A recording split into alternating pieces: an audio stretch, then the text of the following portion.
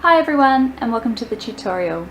Today I will be demonstrating how to work a provisional cast on using the crochet chain method. A provisional cast on is a way of temporarily casting on your stitches, and it means that your cast on can later be undone. This is a great way of being able to work in both directions of your knitting and also of being able to enclose your knitting in a seamless way.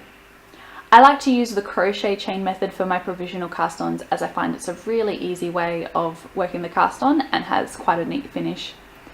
So your pattern will usually say to do something like the following. Create a slip knot and chain X number of chain, and then with your needle and your working yarn, go back in and pick up however many stitches you need from that chain. So I make the chain with my waste yarn. This is my waste yarn here. It's always a little tricky to know exactly how long your waste yarn needs to be, as it'll depend a lot on your gauge and how many stitches you need to cast on.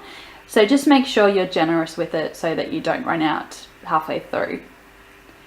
To create a slip knot, I have the tail end of my waste yarn here, and I wrap it around my left index finger clockwise once. The longer end is then drawn through the loop on the finger and pulled tight, and that's created a slip knot that is adjustable in size. So we slip that onto our crochet hook. I usually use the same size crochet hook as the needle size which is specified in my pattern for this. So this is the longer tail of yarn. Wrap that around my left index finger, or however you like to hold your yarn, it doesn't really matter. And I wrap it once around the crochet hook. What's that? Clockwise. And then using the head of the crochet hook, pull it through the slip knot, and that's created one chain. So we'll pretend that my pattern is asking me to pick up 10 stitches. I need to have 10 stitches for my knitting. So I want to make sure I have a couple of extra chains than that on either side, just so I've got some wiggle room. So I just keep chaining a length. Once I get to the required number of chain stitches, I need to finish off my chain. So I pull this loop on the crochet hook a bit wider so I can fit my fingers through, and then pull what was the long tail of yarn through, and that finishes the chain off. Something to be mindful of is that the end that was just finished off is the end that your cast on will then be unraveled from. You can't undo it very easily from this end, so you just want to be mindful of the fact that this is the end that you want to try and undo later on when you come to that point. So we've finished up our chain, and I've put my crochet hook aside. I don't need that anymore. So you'll see on the front side of your chain you get a very smooth row of V stitches, and on the reverse side of your chain you get a row of bumps. It's on this side of the chain that we want to pick up and knit our stitches. So I flip my chain over and I grab my knitting needle. I want to skip a couple of chains just so I have a bit of wriggle room to start unraveling it when I get to that point of the cast on. And I insert my needle into one of the bumps on the reverse side of the chain after skipping a few. I then grab my working yarn, wrap it around the needle clockwise, and then draw that yarn through the bump. And there I've picked up one stitch from this crochet chain. To pick up the rest of your stitches, you just keep repeating that step. You insert into the next bump on the crochet chain, wrap your working yarn around and pull it through the bump, and there's 2 stitches. You just keep repeating that.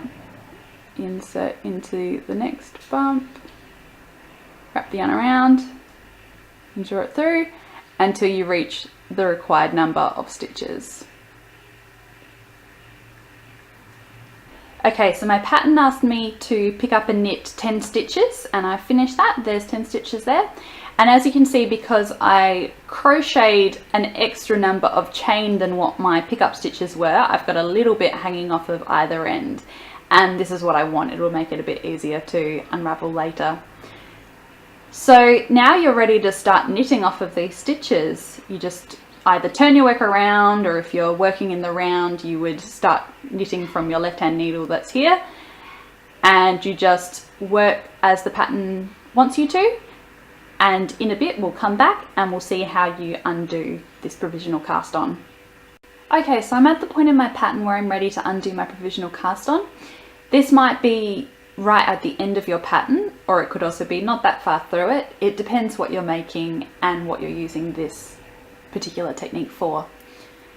So I need to remember which end I can undo of this chain, and because I flipped my cast on around and started working flat, I know that this is actually the end that will unravel, so I'm going to be unraveling it from this direction. So to undo my provisional cast on, I pull the tail back out of that little knot we did at the end, and then it should really easily start to unravel. So because I had that buffer little length of chain at the end, I'm free to undo a couple of those chain, but now I get to the point where my knitting is actually coming out of that crochet chain. So I need to be ready with another needle.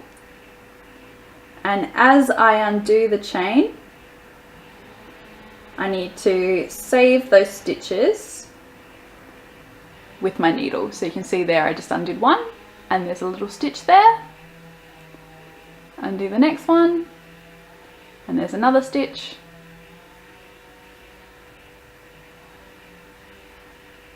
Undo another one, and there's a third stitch. And you keep just undoing the chain and making sure you pick up those stitches with your needle all the way along. So there we go. I've picked up all my stitches from the crochet chain, and that's a provisional cast on method completed. I can now either work from this direction of my knitting if I reattach some yarn, or I can enclose my knitting in a loop by using a grafting technique. There's a lot of different ways that this method is useful. And that's how you work a provisional cast on using the crochet chain method. Thank you for watching. If you enjoyed the tutorial video, please feel free to subscribe to the channel. And if you have any questions or comments, do leave them below.